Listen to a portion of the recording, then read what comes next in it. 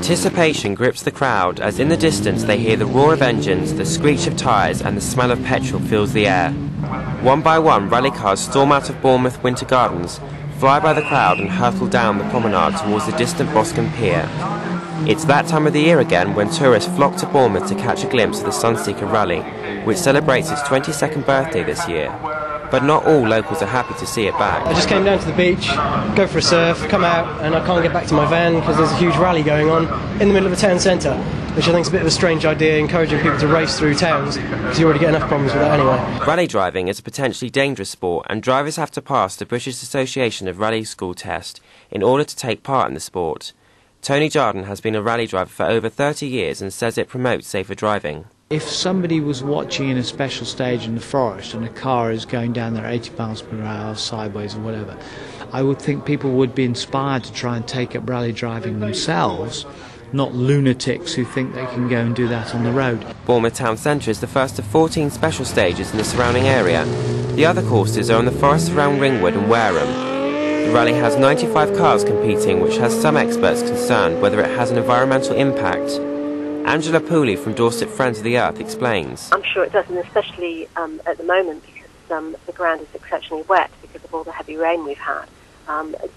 People complain about the amount of disturbance that cyclists cause in the forest, but I think that must pale into insignificance compared to what these cars have done. However, the rally brings an estimated £500,000 in revenue to the area, and clerk of the course Rick Smith says this outweighs any negative impact. If I tell you we pay £508 per mile to use forest tracks, so if there's anybody out there who may be thinking that rallying doesn't pay its way in the forest, many of the culverts, the bridges, the ditches that have been created, this sport has paid for that with the Forestry Commission.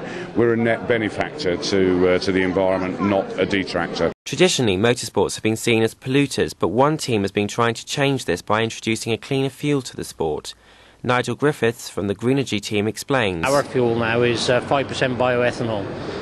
It's absolutely, there's no issue with environmental issues on it at all. It's very, very safe.